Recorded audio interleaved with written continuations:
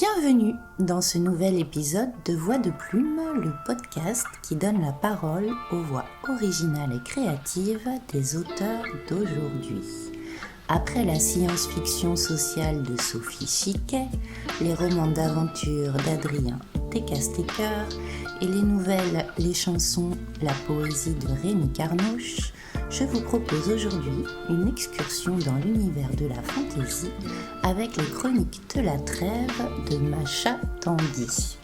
Parce que si on aime que la littérature nous questionne, si l'on apprécie parfois qu'un livre nous désarçonne, il existe aussi des moments où on a tout simplement envie d'un moment de lecture qui nous emporte ailleurs, sur les traces de personnages embarqués dans une intrigue qui nous embarque aussi. Et dans cette période de fête, que certains adorent et d'autres détestent, s'offrir une trêve, s'enrouler dans un plaid et laisser l'imaginaire occuper l'espace peut s'avérer plus que salutaire. Alors puisque l'heure est à la trêve des confiseurs, profitons-en pour nous immerger en douceur dans les chroniques de la trêve. Bonjour Macha. Bonjour Maude. Bienvenue dans Voix de Plume. Je suis très contente de te recevoir. Je t'ai rencontré sur un salon littéraire, je crois que c'était au printemps 2023. J'avais été très marquée par toi. Je me souviens, en fait, j'ai gardé cette image d'une autrice discrète qui s'occupe les doigts avec de la ficelle en fabriquant des petits personnages un peu bizarres. Et tu m'avais interpellée, j'avais bien aimé ton énergie. Et j'ai tout de suite pensé à toi quand j'ai eu l'idée de faire ce podcast. Donc je suis très contente que tu sois là. Merci beaucoup, je suis très contente aussi d'être là. Je me souviens, Louis, de notre participation à l'Imagine un livre où, pareil, j'avais gardé un excellent souvenir de toi, de ta gentillesse, de ton ouverture aux autres. Donc, je suis venue avec plaisir.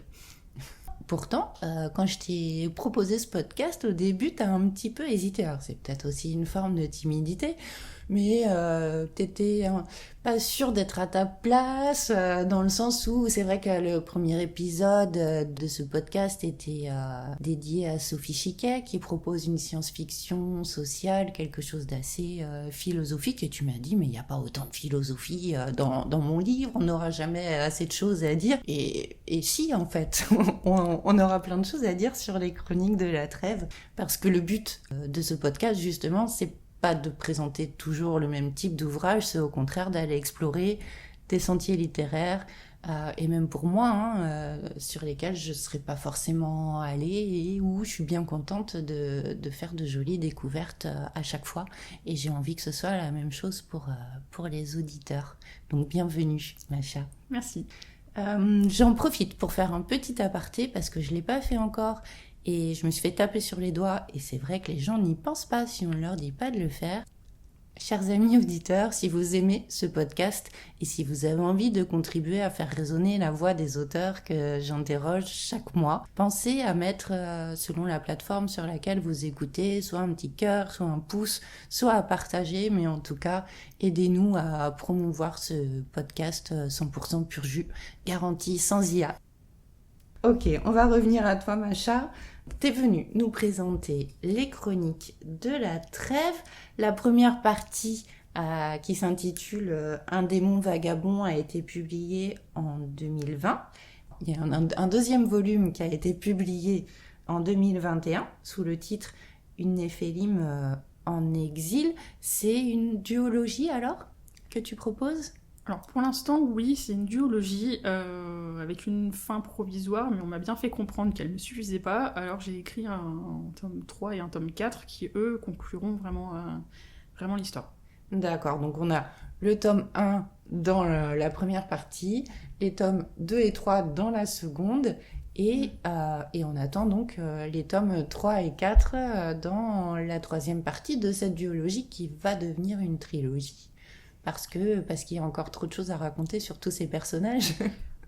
En fait, oui, il y a un contexte, on va dire un contexte géopolitique qui n'est pas clos à la fin du tome 2, puisqu'on abandonne les personnages dans une incertitude par rapport à ça, et voilà, il fallait aussi raconter un petit peu les conséquences de certaines actions, de certains événements sur les personnages, comment ils vont évoluer et tout ça.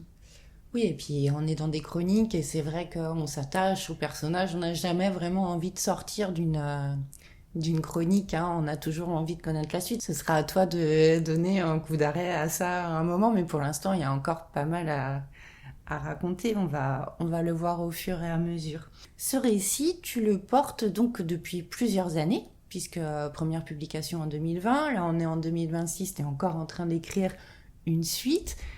Donc c'est un projet de longue haleine et je me suis demandé si tu écrivais d'autres choses en parallèle, si tu explorais d'autres genres littéraires par exemple.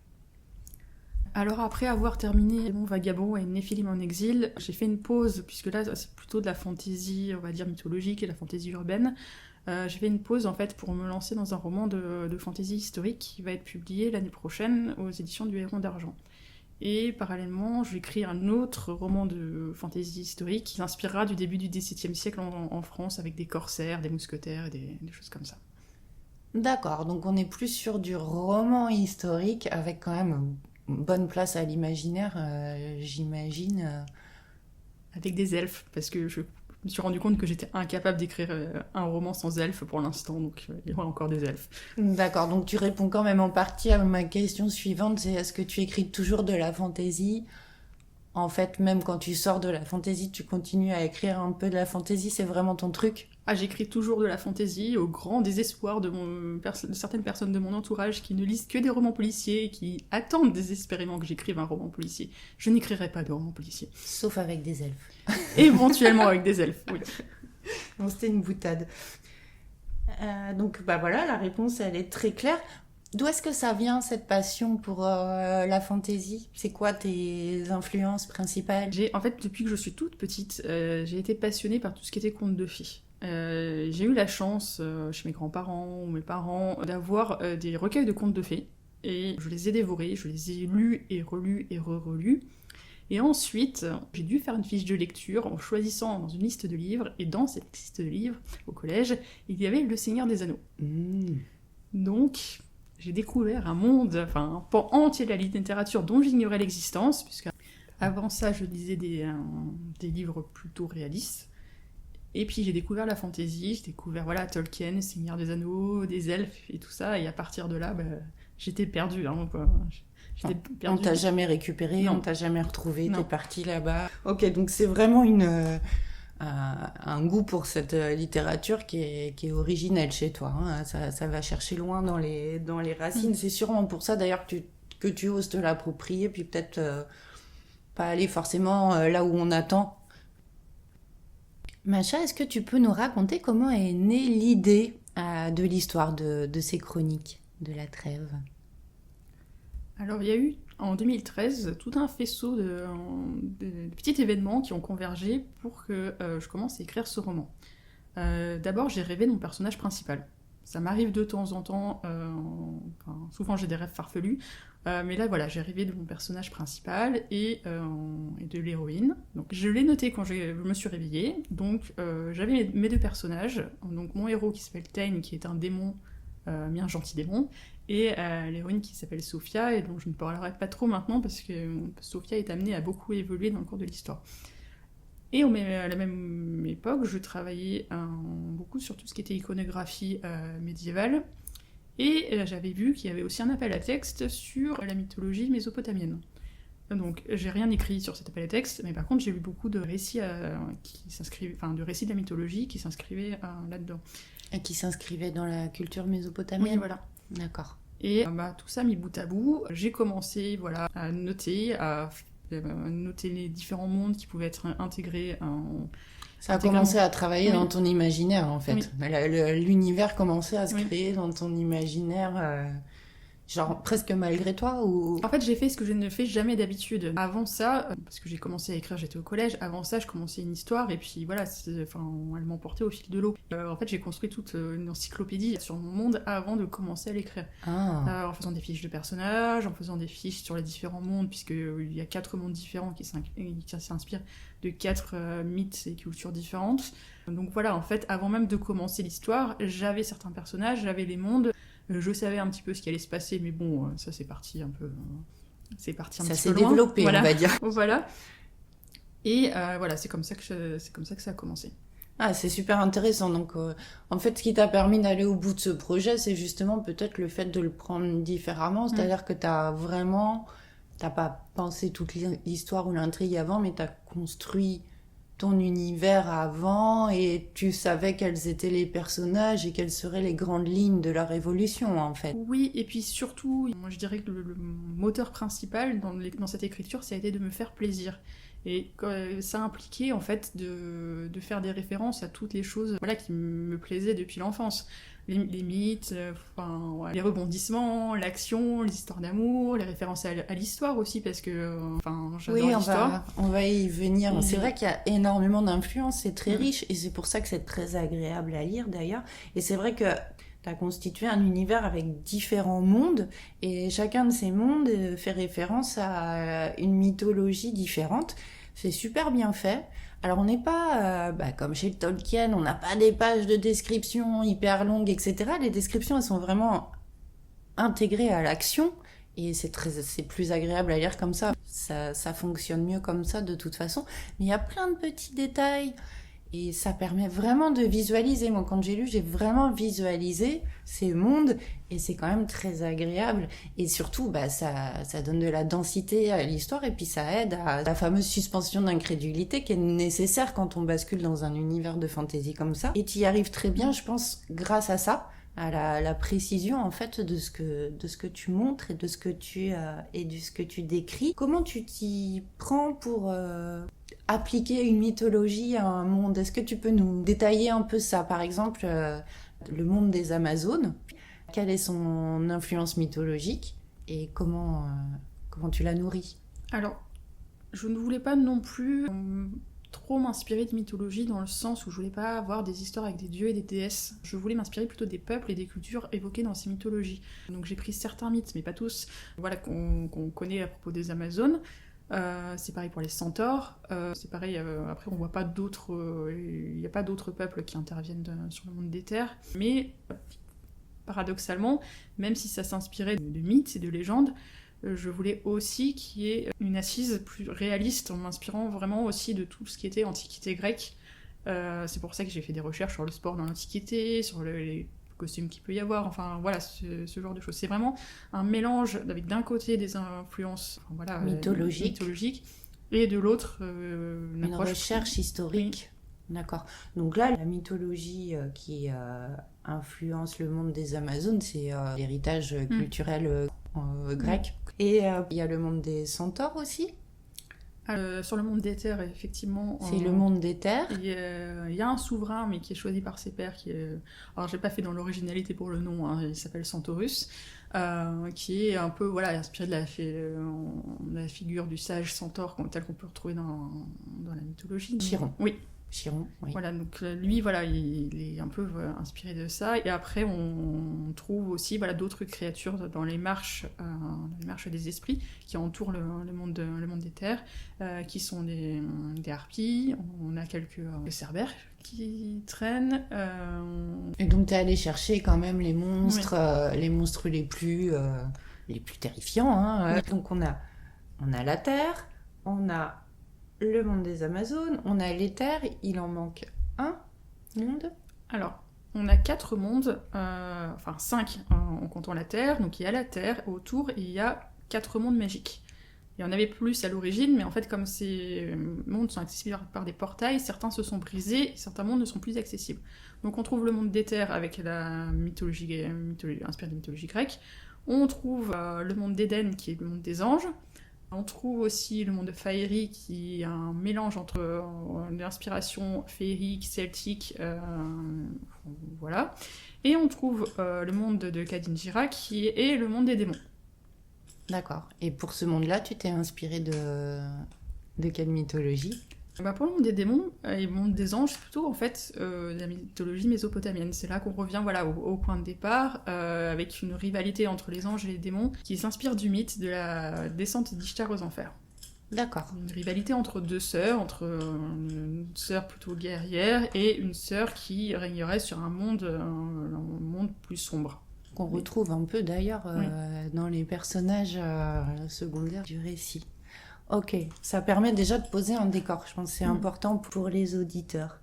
Avant d'aller plus loin, je pense que ça peut être bien maintenant de proposer un petit résumé très bref. C'est forcément très bref et donc il manque plein d'éléments puisque dans les chroniques il se passe beaucoup de choses. Mais pour résumer brièvement, l'histoire elle débute peu de temps après l'an 2000.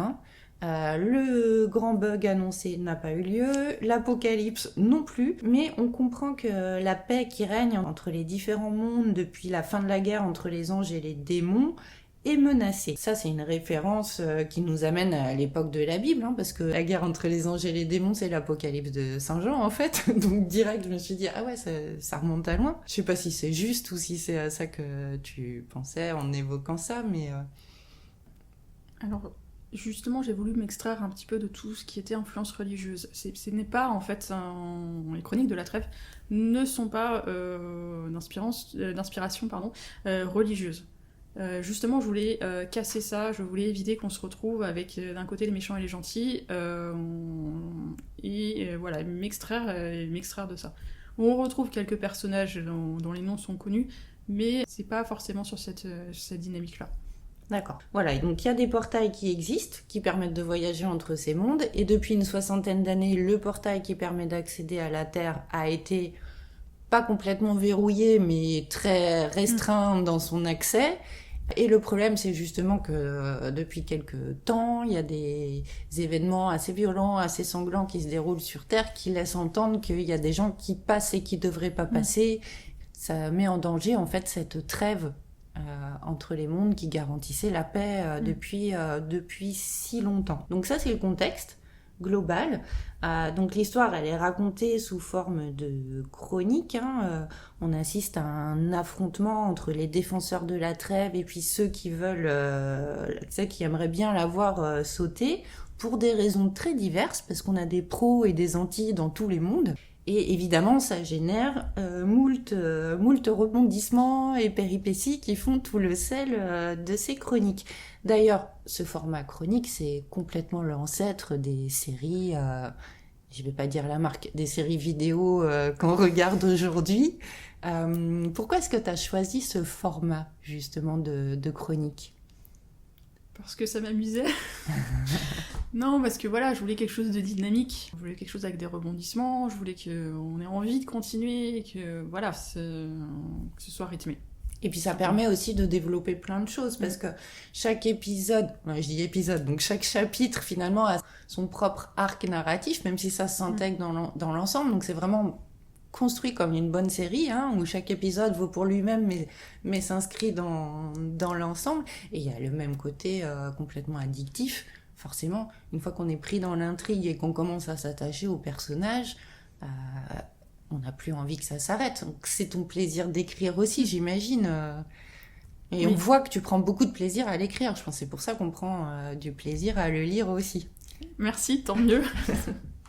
Tu t'es amusée. Non, mais c'est vrai, parce que c'est, je le disais au début, la fantasy, pour moi, la fantasy, c'est Tolkien, le Seigneur des Anneaux. Il m'est tombé des mains. C'est un des rares livres qui m'est tombé des mains, parce qu'il y a trop de descriptions.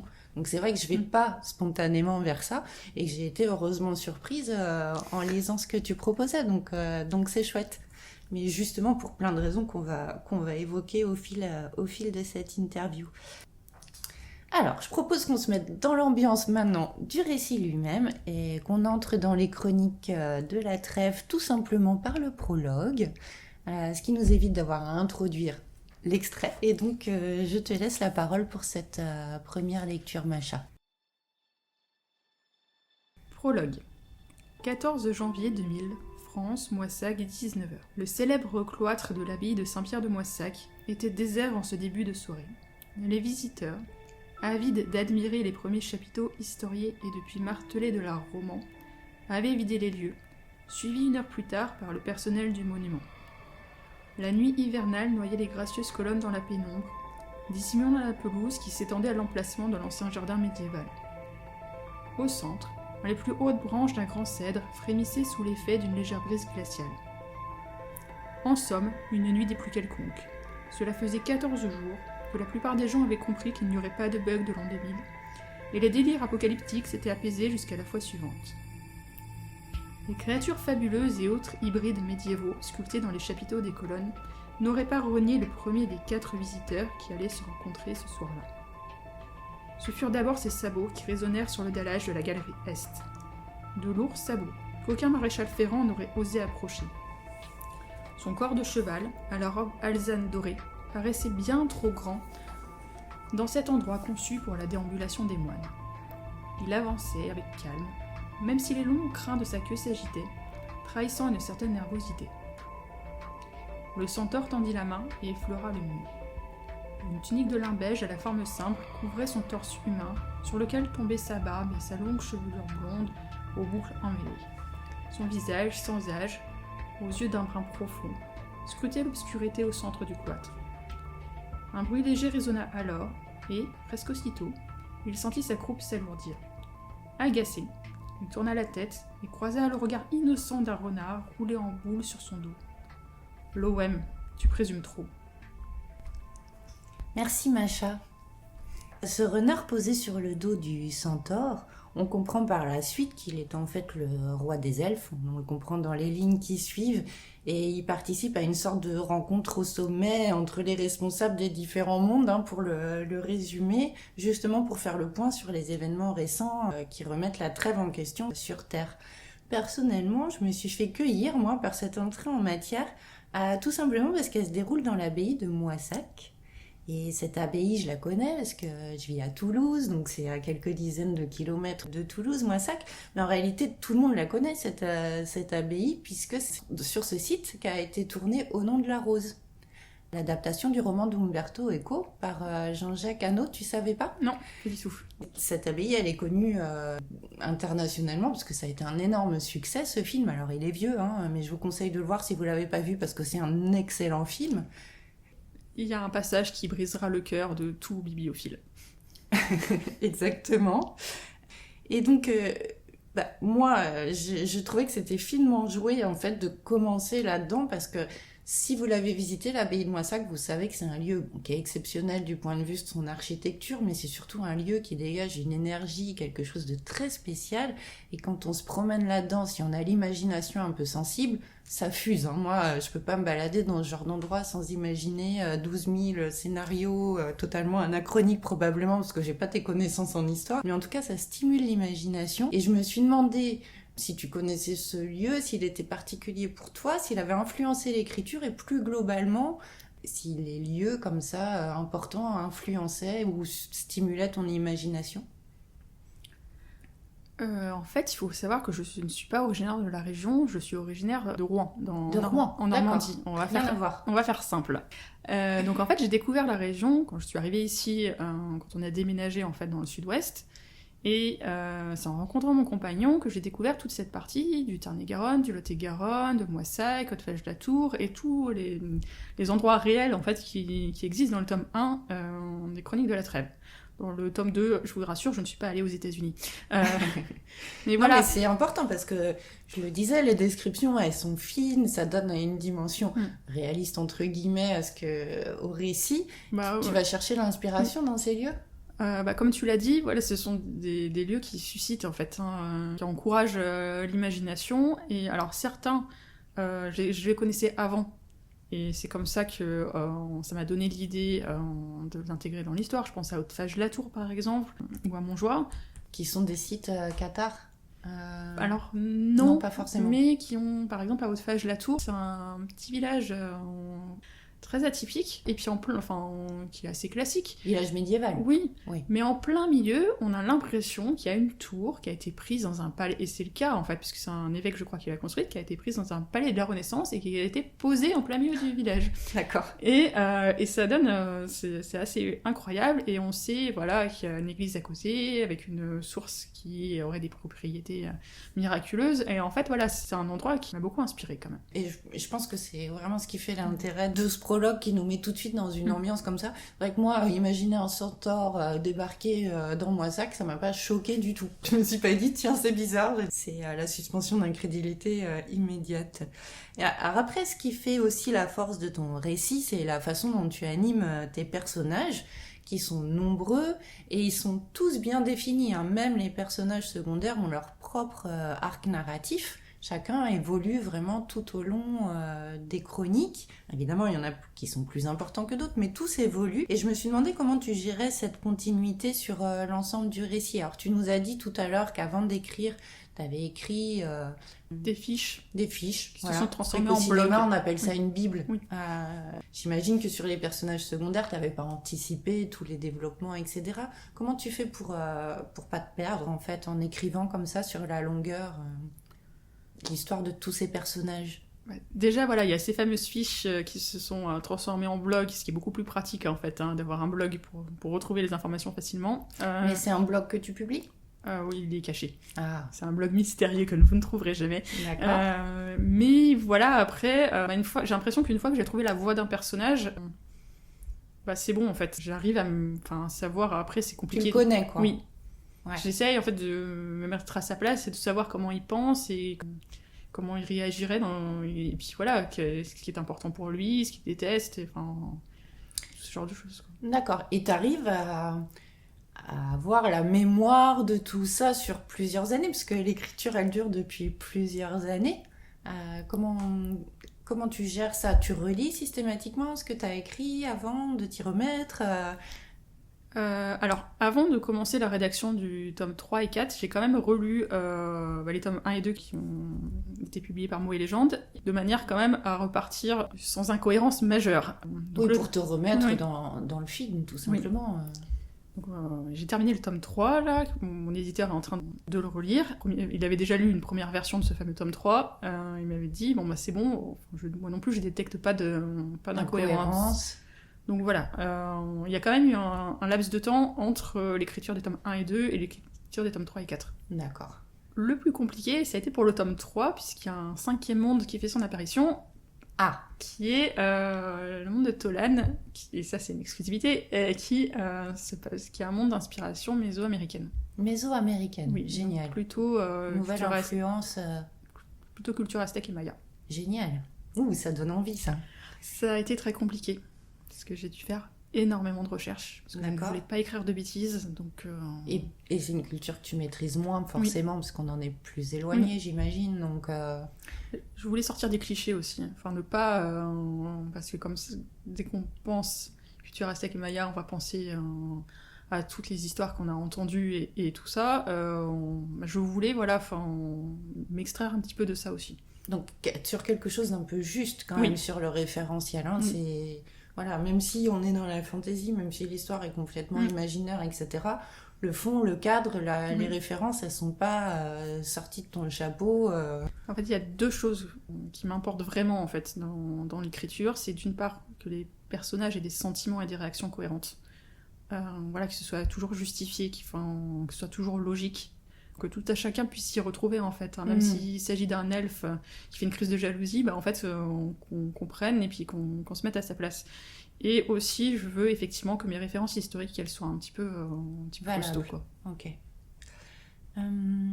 Alors les deux personnages principaux du récit, on l'a dit, c'est Tain, qui est donc un démon vagabond, et puis Sophia, le personnage féminin central. D'ailleurs, la relation de Sophia et Tain constitue l'un des ressorts principaux de l'intrigue. Tu nous as dit que tu avais rêvé de Tain au début. Pour Sophia... Elle était dans le rêve aussi. Elle était dans le rêve aussi. Moins développée, mais déjà là. Disons que Tain avait un peu la dimension qu'il a de héros malgré lui, et Sophia, en fait, elle apprend, elle, à devenir une héroïne plutôt. D'accord. Elle est plus sur une initiation quelque part. Et c'est vrai que du coup, c'est un personnage que tu as plus développé au fil du temps. Oui. D'accord. Donc, l'intrigue collective, si j'ose dire, et l'univers, ils se sont construits autour de ces personnages. Oui. Et autour de leur relation, autour de cette romance, entre guillemets, ou ça, c'est quelque chose que tu as développé aussi plus tard? Ouais. Est-ce qu'au début, ils étaient plutôt... ma question, c'est est-ce qu'au début, ils étaient plutôt pris dans cette intrigue collective, ou est-ce qu'il y avait déjà cet enjeu-là de relation, de séduction? Je vais botter en touche et je vais dire les deux. Non, au début, ils sont englués dans ce système de trêve qui les dépasse tous et qui est en train de se casser la figure. Mais à côté de ça, Je ne suis pas une grande lectrice de romances, parce que voilà, j'en ai lu quelques-unes que j'aime bien. J'ai lu tous les romans de Jane Austen, par contre, qui est très réducteur de résumer à de la romance, là, pour le coup. Et voilà, moi j'adore aussi écrire des histoires d'amour. J'ai envie de trouver un équilibre, de manière à ce si on n'aime pas les romances, on appréciera quand même le livre parce que voilà. Il y a beaucoup d'action, il y a plein de choses. Voilà, et si on n'aime pas trop l'action, si on adore les histoires d'amour, on trouvera quand même chaussure à son pied. Oui, mais c'est vrai qu'il y a un contrepoint entre ces deux aspects, puis les deux sont intimement liés, de toute façon, on va le comprendre au fur et à mesure. Donc en fait, cette intrigue amoureuse qui se déroule en parallèle de l'intrigue générale, l'intrigue collective, j'ai envie de dire, donc cette guerre des mondes qui menace, c'est une relation amoureuse qui se joue entre un démon un peu trop humain, on pourrait le résumer comme ça, une humaine perdue, parce qu'elle est confrontée à des réalités qui la dépassent complètement. Il faut savoir que Sophia, à la base, c'est une universitaire, donc elle est quand même un petit peu rationnelle, elle n'est pas franchement portée sur les choses bizarroïdes, donc elle se prend ça en pleine tête et c'est un petit choc qui la perturbe sérieusement. Et puis il y a un tiers, parce qu'il faut toujours un tiers, sinon c'est pas rigolo, et donc le tiers c'est Altebald, tu prononces bien son nom? Elzebald, oui. Elzebald. Okay. Altebald. Bon, j'ai eu du mal tout du long. Bon, c'est pour ça que le personnage principal ne s'embête pas et le surnomme Aet. On va faire. Oui. Donc, Aet, c'est un elfe. Alors, il est hyper beau, hyper séduisant. Comme on peut l'attendre d'un elfe, par contre, il devient vite très agaçant. On est d'accord? Oui. Et, du coup, ces relations de séduction entre les trois personnages, elles sont quand même assez grinçantes, quoi. Les représentants de la gente masculine, ils sont plutôt lâches, égoïstes, ils sont pas spécialement comme on pourrait les attendre. C'est pas le prince charmant, en tout cas. On est loin du prince charmant. Ils ont des bonnes failles, quand même. Et puis la belle, elle est un peu paumée, on l'a dit, des fois elle est très entreprenante, et on est assez loin des schémas conventionnels de la séduction. Comment t'élabores ces jeux de relations entre les personnages ? Justement parce que je voulais éviter, encore une fois, les clichés. Je voulais éviter qu'on ait un personnage féminin qui attende son prince charmant et qui est en haut de sa tour et se lamente parce qu'il n'arrive pas. Je voulais qu'on ait un elfe qui se comporte vraiment des fois comme parfait crétin, mais vraiment bien comme il faut. C'est réussi, oui. Ah oui, non mais... Après, on le retrouvera dans les tomes 3 et 4. Et il va évoluer aussi. Il va faire un petit travail sur lui-même quand même. Ouais. Et puis on a un démon qui, des fois, ne sait pas trop ce qu'il veut quand même. Qui se rend compte un petit peu tard de ce qu'il voudrait vraiment. Dans la façon dont les relations se jouent, tu t'es inspiré des codes habituels pour les détourner ? Comment t'as fonctionné en fait ? Parce que il y a une mécanique quand même qui s'installe. Oui, en fait, je voulais un peu détourner, effectivement, on en avait déjà parlé, tout ce qui est code de l'amour courtois, lui, il idéalise, en fait. Il la connaît pas vraiment, et surtout, il ne l'accepte pas vraiment telle qu'elle est. Oui, c'est la femme idéale qu'il aime. Oui, en fait, il y a aussi de la magie qui s'en est mêlée, en fait, et un petit peu comme un filtre magique entre Tristan et Iseux, sauf que là, c'est le charme des elfes qu'elle lui a renvoyé en pleine face, et du coup, ça fausse un petit peu, et je n'aime pas les triangles amoureux. Et ça donne l'impression d'être un triangle amoureux, mais ce n'est pas un triangle amoureux, puisque je suis pas sûre qu'il soit question d'amour entre Sophia et Aet. Donc, on va dire l'opposé de l'amour courtois de la littérature médiévale. Mais même de la contemporaine, j'ai envie de dire. Enfin, d'une certaine partie de la contemporaine. Oui, des clichés amoureux, de la romance classique, traditionnelle, qui met la femme dans une position passive et puis qui attend tout de... Qui répète toujours les mêmes schémas aussi, finalement. Oui. Ok. Du coup, les codes de séduction, le patriarcat, ils se prennent des petits coups aussi, au passage. Il y a un personnage aussi, Asmodée, qu'on n'a pas évoqué et qui incarne à lui tout seul la toxicité masculine, en fait, je pense. Oui, mais ça s'était fait clairement exprès. D'accord. Donc, Asmodée, si vous cherchez à comprendre ce qu'est la toxicité masculine, lisez les Chroniques de la Trêve. Vous aurez une réponse illustrée. Donc les codes de la séduction, le patriarcat, tout ça sont un peu mis sur la sellette. Et d'ailleurs, au début de la seconde partie, Sophia donc personnage féminin principal, se retrouve un peu malgré elle sous la protection d'une Amazone qui s'appelle Marpesia. Elle a droit à une formation intensive dans le monde des Amazones, donc formation de guerrière, qui sied parfaitement à une universitaire, elle le vit très bien. Et pour le coup, elle se retrouve dans une société matriarcale. Là, les Amazones, il n'y a aucun doute là-dessus, dans lesquelles les relations de pouvoir et de séduction entre hommes et femmes sont inversées. Et si tu veux bien, je propose de lire un nouvel extrait pour illustrer à la fois le monde des Amazones, qui est moi le monde qui m'a le plus fait triper, pour le dire un peu mal. C'est vraiment le monde que j'ai trouvé le plus fabuleux à lire, et aussi la façon dont tu illustres ce renversement des codes. Du coup, c'est mon tour, c'est moi qui vais vous lire ce petit passage. Il était interdit, sous peine de mort, d'introduire du feu dans la bibliothèque.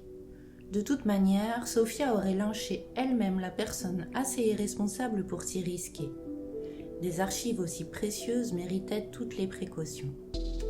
Avant l'attentat dont Penthesilée avait été victime et après le vol des documents évoquant l'antique hydre, il avait été décidé que 2 gardes surveilleraient les lieux en permanence.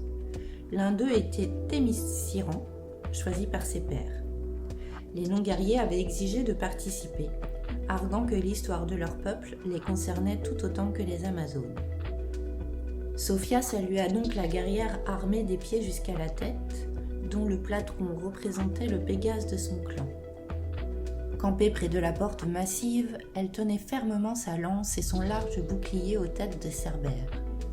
De l'autre côté, négligemment assis sur l'une des marches du perron, un jeune homme à la barbe d'un noir presque bleu semblait bâiller aux corneilles. Son tablier de cuir brûlé par endroits sur sa tunique grise et l'imposant marteau fixé à sa ceinture le désignaient comme l'un des forgerons. Sophia reconnut Boétos, qui lui sourit franchement en l'apercevant. Ce dernier avait été l'objet d'une rivalité féroce entre certaines jeunes filles du gymnase. Sophia elle-même admettait volontiers qu'il était beau garçon et que les courtes tuniques qui s'arrêtaient au-dessus du genou allaient vraiment bien à certains hommes. Elle avait l'impression de ne pas indifférer le forgeron. Cependant, tout comme la plupart des Thémis-Cyran, il ne lui ferait aucune avance tant qu'elle ne se serait pas déclarée. À Thémiskir, il fallait vraiment qu'il soit très amoureux pour qu'un homme montre son inclination à une femme. Élevée dans une société où la tendance était plutôt opposée, Sophia avait d'abord eu du mal à comprendre comment cela pouvait fonctionner, mais les Amazones de son entourage, semblables au comportement sans phare de Marpesia, ne paraissaient pas s'embarrasser de telles réflexions. Alors voilà pour cet extrait. J'ai choisi cet extrait, j'aurais pu en choisir plein d'autres, mais je voulais vraiment souligner en fait cet aspect qui donne beaucoup de légèreté au récit. Voilà, tout ce qui est en lien avec la séduction et les relations amoureuses est quand même traité avec une certaine ironie et un humour certain, on va dire. Et ça fait un contrepoint à l'intrigue générale qui, elle, laisse la place à de l'action pure, quoi. Il y a quand même des événements qui restent malgré tout prioritaires pour Sophia, Taine et Aelt. Ils ont quand même autre chose à penser que ces histoires de romance et d'amour.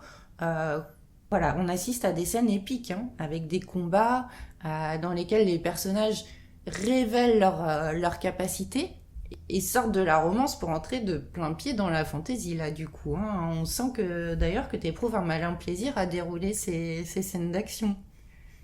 Oui, je me suis bien amusée. C'est pour ça que je ne peux pas écrire que de la romance, parce qu'à un moment, je me ferais déborder, en fait. J'aimerais bien, mais à un moment, il y aurait forcément un élément perturbateur. Alors, ces temps-ci, j'ai tendance à faire exploser les choses. Et avant, je me balançais une hydre en plein milieu d'un village français. Voilà, justement, on va lire cet extrait, comme ça les auditeurs pourront se rendre compte de ce que donnent les scènes de bataille. Est-ce que tu veux bien, Macha, préciser rapidement le contexte de cette scène avant la lecture ?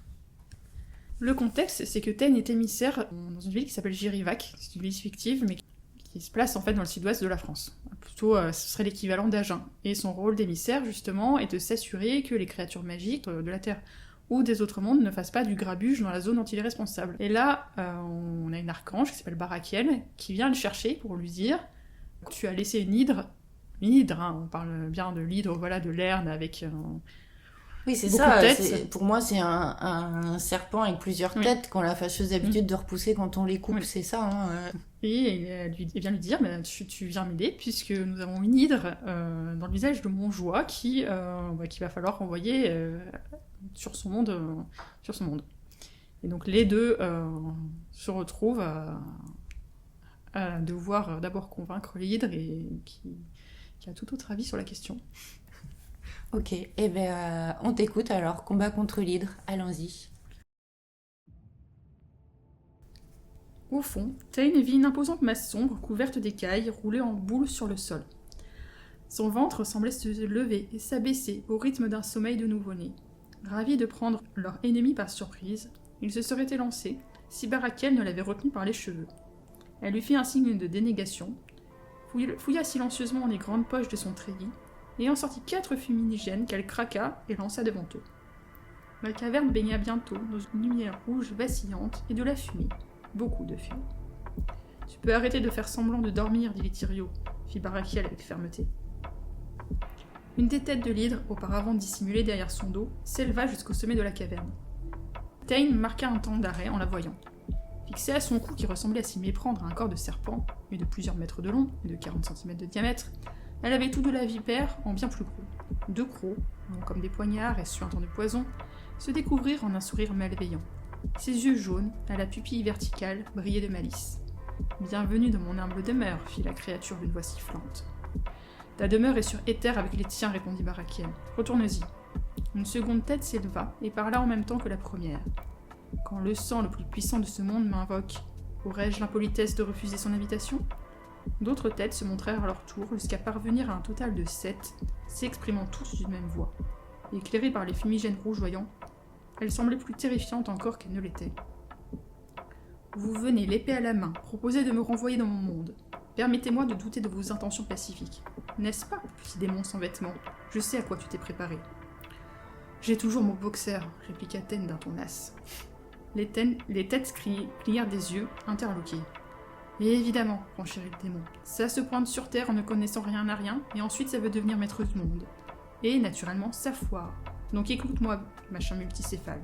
Soit tu rentres sèchement chez toi tout de suite, soit tu finis découpé en fines tranches un peu plus tard. Tu choisis. On peut effectivement voir les choses de cette manière, intervint calmement Barakiel. La fumée commençait à recouvrir le sol de la caverne, montant jusqu'au haut de leurs cuisses. L'hydre se mit debout. Son corps ressemblait à celui d'un dragon mythique, tout en muscles, muni de 4 puissantes pattes aux griffes impressionnantes et d'une queue. Les 7 têtes sifflèrent ensemble. Je choisis la mort, la vôtre. Le monstre chargea, 4 crochets ruisselants de poison en avant. Merci Macha pour cette petite séquence d'action de lutte contre l'hydre. Je pense que ça permet bien aux auditeurs de se rendre compte un peu du gap entre les scènes un petit peu fun, amoureuses, etc. Et puis les scènes d'action, voilà. Il y a aussi, je dois le dire, il y a des scènes qui sont plus violentes. Enfin, il y a des scènes qui sont assez trash. Parce que ce monde est violent et qu'il s'y passe, il y a des individus assez malfaisants qui n'hésitent pas à faire du mal. J'ai pas choisi ces scènes-là parce que ça me paraissait pas forcément nécessaire. Par contre, je pense que c'est bien de le dire parce que on est dans la fantaisie, l'univers est imaginaire, on n'est pas non plus sur un livre pour enfants, hein. Absolument pas. Non. Voilà, il y a un peu de sexe par moment, il y a de la violence par moment. Alors c'est des petites touches. Mais ça suffit pour en faire un livre qui n'est pas adapté aux enfants. Je pense que c'est important de le dire. Je continue donc sur cette scène. Dans cette scène, Tain s'associe à l'ange Barakiel pour combattre l'hydre. C'est une association qui est assez inattendue parce qu'on n'a pas l'habitude de voir les anges et les démons s'associer pour quoi que ce soit. Ils sont pas censés s'entendre, mais on l'a dit dans les chroniques de la trêve. Les lignes entre les différents mondes et leurs peuples sont bouleversées par les événements, hein, justement. Et on n'a pas encore parlé des anges. Pourtant, ils jouent un rôle très important dans cette guerre des mondes. Et encore une fois, la représentation que tu donnes de ce peuple angélique est très éloignée de l'image qu'on peut s'en faire habituellement, hein. D'habitude, quand on pense aux anges, on est influencé par les et l'imagerie religieuse, qu'elle soit chrétienne ou juive. Hein. D'ailleurs, les anges, pour moi, ça vient de là. Toi, tu les as pas du tout présentés comme ça. Je veux bien que tu expliques aux auditeurs comment les anges sont organisés et quel est leur rôle, en fait, dans l'univers des Chroniques de la Trêve. Les anges sont sous la gouvernance d'une reine qui s'appelle Théa, qui est la sœur de la reine des démons. La reine des démons qui est Ereshkigal. C'est la 3e guerre en fait que les anges et les démons se mènent depuis quelques millénaires et voilà, on est sur des peuples qui, comme je disais tout à l'heure, ne sont ni gentils ni méchants. On a des anges adorables, je pense par exemple à l'archange Raphaël qui est médecin émérite et qui se soucie avant tout de soigner les gens, d'autres qui le sont beaucoup moins. Je pense que la palme quand même du pire personnage restera Asmodée, mais... L'incarnation de la toxicité masculine. Hein. Et qui est un démon. Mais on a quelques anges qui sont bien gratinés quand même. C'est toute une organisation en fait, c'est presque une administration. Mais tout à fait. Le monde d'Éther et le monde de Faerie ont eu ras la casquette en fait que les anges et les démons se fassent la guerre. Donc ils leur ont imposé un système d'émissaires. Donc un ange ou un démon est responsable d'une zone et chaque petite zone sont sous la responsabilité d'un émissaire général. Et par exemple Barakiel et Tain sont responsables de 2 zones dans le sud-ouest de la France sous la direction de Gabriel. Et c'est pour ça que nous avons Barakiel qui ne supporte pas la grossièreté de Tain, qui est quand même obligé de faire équipe avec lui à propos de cette hydre. Très bien, merci pour ces précisions. Et du coup, tu l'as dit, et je pense que c'est vraiment intéressant, les anges, au même titre d'ailleurs que les Amazones ou les elfes, finalement, ils valent pas mieux en tant que peuple que les humains. Hein. Ils ont leur petite crise d'ego, ils ont leur rivalité. Et ça met bien en avant quand même les questionnements sous-jacents du récit, à savoir la manière dont le monde s'articule autour de conflits et de hiérarchies entre les mondes, les ethnies, les races. Et même si on est dans la fantaisie, ces questions, elles nous renvoient quand même directement à notre réalité à nous, bien réelle. Hein. Et voilà, j'ai dit, il y a même des scènes assez violentes. Il y a des personnages secondaires qui jouent un rôle très important en termes de révélateurs, justement, de tous ces dysfonctionnements. J'aimerais d'ailleurs que tu nous parles aussi de ce que tu appelles les petits peuples. Qui sont-ils, ces petits peuples ? En fait, ces petits peuples, ce sont... en fait, je voulais faire référence à tout ce qui était contes de fées et tout ça, ce qu'on appelle les petits peuples, enfin, les petites fées, des choses comme ça, et faire en sorte qu'il y en ait dans chaque monde. Et c'est très, oui, effectivement révélateur de voir la manière dont les peuples qui ont le pouvoir dans ces mondes traitent souvent comme leurs inférieurs ou leurs serviteurs. Oui, c'est ça, parce que les fées, leur situation, elle n'est pas si féerique que ça. On est à 2 doigts de l'esclavagisme. Hein. En fait, oui, dans le monde de Faerie, on a les hautes fées, qui ont fait partie le roi Loem et la reine Morgane, qui règnent sur les hautes fées, sur les elfes, qui sont un peu inféodés aux fées, et ces peuples-là se servent allègrement des petites fées et des lutins comme serviteurs. Voilà, là c'est les fées clochettes en gros, hein, pour se les représenter. Et du coup, dans les autres mondes, il y a des petits peuples aussi ? Alors, il n'y en a pas vraiment dans le monde des terres, donc le monde des Amazones et des centaures.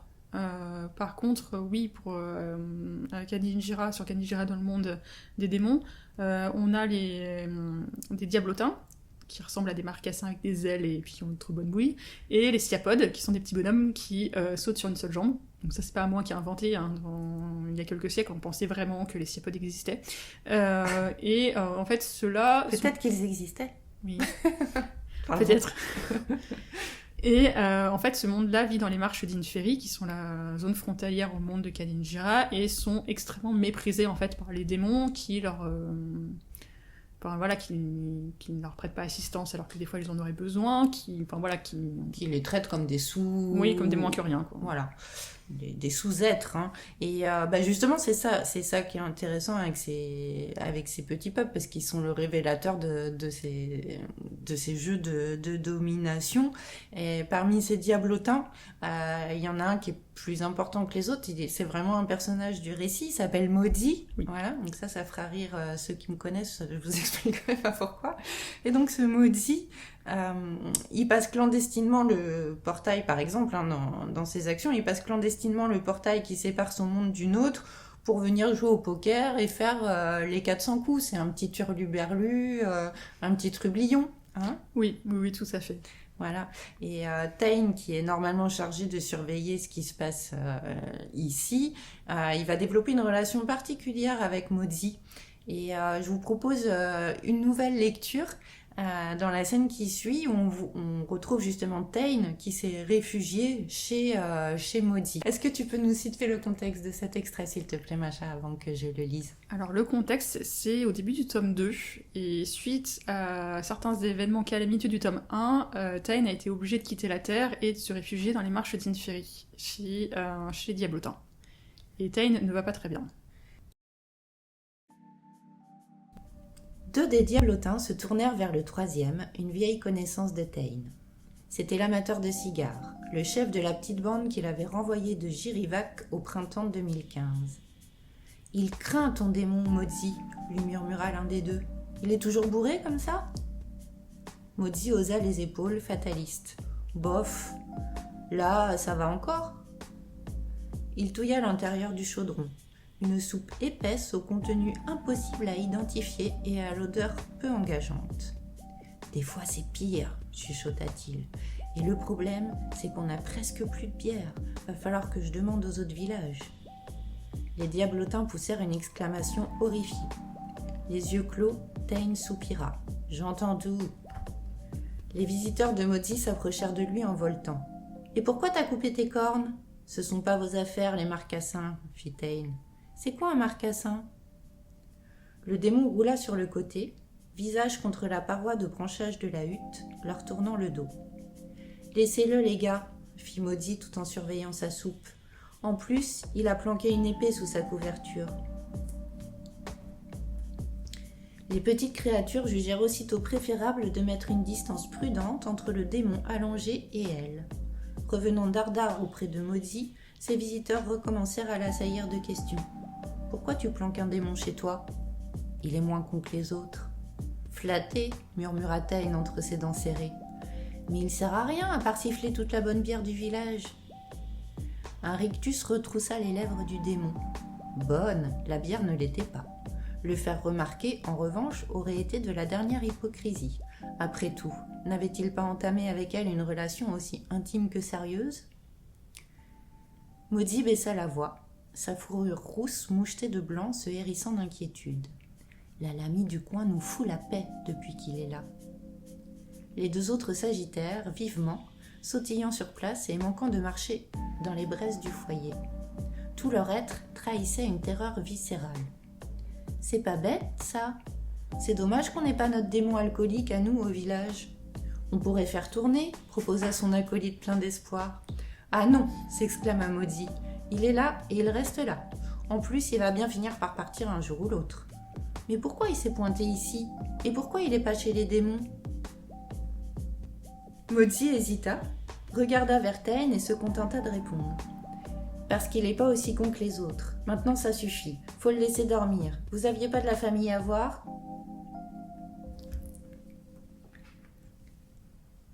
Voilà pour cette petite extrait qui est assez amusant. Là, on est sur les parties un peu fun, un peu légères de la lecture. Il y a un très bon équilibre entre tout ça, exactement comme dans une série avec de l'action en fait. Hein. C'est un équilibre qui est délicat à trouver quand même.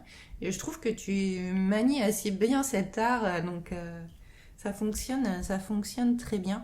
Et j'ai eu envie de lire cet extrait d'abord parce qu'il montre qu'il y a une intimité qui est en train de se créer en fait entre Mozi et Tain, ce qui n'est pas convenu ni convenable dans cet univers-là. Mais ça montre aussi la fragilité de ce petit peuple de Diablotins qui est soumis aux attaques des Lamis. C'est quoi les Lamis ? Alors, il y a effectivement deux peuples, deux créatures extrêmement nocives dans les marches d'Inferi. Il y a les Léonins, qui sont des démons, des espèces de démons, mais à tête de lion, et les Lamis. Les Lamis qui sont, c'est pas moi qui les ai inventés, ni l'un ni l'autre, les Lamis qui sont des démons, inspirés plutôt de l'Antiquité romaine, qui sont des femmes qui viennent en fait voler les bébés pour les manger. les démons, les vrais, se désintéressent totalement et laissent terroriser les sciapodes et les diablotins en volant leur nouveau-né de temps en temps, quoi. D'accord, ok. Charmant. Ouais, c'est charmant, mais ça montre ce décalage, cette hiérarchie, ces jeux de domination. Et puis, bah voilà, il y a toujours des peuples qui sont un peu plus dans des situations plus difficiles que d'autres. Et le personnage de Motsi, il est intéressant parce que justement, il va revendiquer en quelque sorte la protection de son peuple. Et c'est son arc narratif à lui, hein, et le droit finalement de ne pas être considéré comme une sous-race. Et c'est l'enchaînement des événements en fait qui va permettre de faire bouger ces codes et ces hiérarchies, hein, dans l'histoire. Et en même temps, plus on avance dans le récit, plus on mesure les jeux d'alliance, les trahisons, les injustices. Et finalement, on comprend que quel que soit le monde dans lequel évoluent les personnages, puisqu'ils passent de l'un à l'autre à un moment, ça tourneront nulle part en fait. Nulle part, non. Et c'est tout ce qui fait l'intérêt de l'intrigue amoureuse au milieu de cette intrigue politique, entre guillemets, c'est que ça permet de montrer les difficultés que peuvent éprouver des personnages comme Tain et Sophia pour trouver leur place au milieu de tout ça. Et finalement, les Chroniques de la Trêve, elles nous racontent comme il est compliqué de faire les bons choix, de prendre les décisions, même de savoir qui on est, quand on évolue dans un environnement qui est mouvant, qui est complexe, qui est incertain. Je me trompe pas quand je dis ça ? Non, mais c'est exactement ça. Vraiment, j'y réfléchissais dernièrement. C'est que, effectivement, la phrase qui résume même les 4 tomes, en fait, les 2 actuels et les 2 qui viendront, c'est la phrase qui résume, voilà, le cycle des Chroniques de la Trêve, c'est des personnages qui cherchent leur place. Et qui finiront par la trouver, mais qui devront se battre et se rebattre encore, en fait, pour la trouver. Que ce soit une place physique ou même une place, en fait, qui je suis, est-ce que je peux être comme je suis, et est-ce qu'on va m'accepter comme je suis aussi. Et c'est pour ça aussi que ça fonctionne entre Tain et Sophia, c'est que l'un et l'autre s'acceptent en fait tels qu'ils sont. Très intéressant. Donc, tu nous l'as dit, Macha, hein, l'histoire de Tain et Sophia, elle s'arrête pas à la fin du tome 2. Là, tu nous as dit que tu avais écrit... Le début du tome 3, qui est en lecture en ce moment chez Mots et Légendes. D'accord. Et donc, il y a encore un tome 4. Oui. D'accord. Mais en fait, parce qu'on va faire des corrections ensemble, Littér et moi, sur le tome 3, mais c'est normal. Et en fonction des corrections, parce qu'il y a peut-être des petites choses que je serais amenée à changer, je réécrirai à ce moment-là le tome 4. Ah, il est écrit. Oui, mais il est provisoire. C'est ce que je voulais savoir. Oui. Donc, il est écrit. Donc, toi, tu la connais, la fin de l'histoire. Oui, et puis même, je veux dire qu'il y a un épilogue qui satisfera tout le monde. Tu travailles avec cette maison d'édition depuis plusieurs années. Oui. Est-ce que tu veux bien nous raconter comment ça s'est passé au début, puis comment ça se passe aujourd'hui ? Parce que j'ai envoyé une nouvelle pour un appel à texte sur le thème de la malédiction. Et ça tombe bien. Alors, je suis pas une grande novelliste, j'écris pas beaucoup de nouvelles, mais j'en avais eu une, voilà, qui parlait de malédiction, qui s'inspirait très très fortement des Celtes, et cette nouvelle a été retenue par Mots et Légendes. Et suite à ça, comme il a un forum, et on est plusieurs auteurs à participer à ce forum-là, j'ai parlé un petit peu du parcours des Chroniques de la Trêve, j'avais commencé à envoyer à des éditeurs et tout ça. Il m'a dit, envoie-le-moi, ça m'intéresse. Et il m'a renvoyé un mail quelques temps plus tard pour me dire, voilà, moi je suis complètement partant pour la publier, et puis ça s'est fait comme ça. Grande joie. Ah oui. Parce qu'il faut le dire quand même, c'est des moments, oui. Voilà, j'imagine qui je sautais partout. Comptent. Hein. Ouais, oui. Voilà. Et ce que j'ai vraiment aimé, c'est que vraiment tout le dialogue qu'il y a eu sur les corrections, quelque part en fait, Ludovic, qui est l'éditeur de Mots et Légendes, connaît presque mieux mon texte que moi, et il s'est vraiment impliqué, voilà, il a traqué la moindre incohérence, il y a un vrai travail d'éditeur derrière. Hein, on a fait 3 charrettes de correction, 3 va-et-vient, première version, deuxième, troisième. Sur la structure en tant que telle, il n'y a pas eu énormément de changements, mais c'est en fait tous les petites choses, les petits détails sur comment en fait on polit le texte et on le rend meilleur, et ça s'est fait. Il n'y a jamais rien eu qui m'a été imposé. C'est toujours fait dans le dialogue et concertation, et c'était vraiment très agréable. Tu travailles uniquement avec cette maison ou comment ça va se passer pour le roman historique que tu as évoqué tout à l'heure? Alors, le roman de fantasy historique, qui va s'appeler Magicienne de guerre, qui s'inspire des guerres de la religion de la France du XVIe siècle, va être publié aux éditions du Héron d'Argent. D'accord, un autre éditeur. Voilà, en 2026.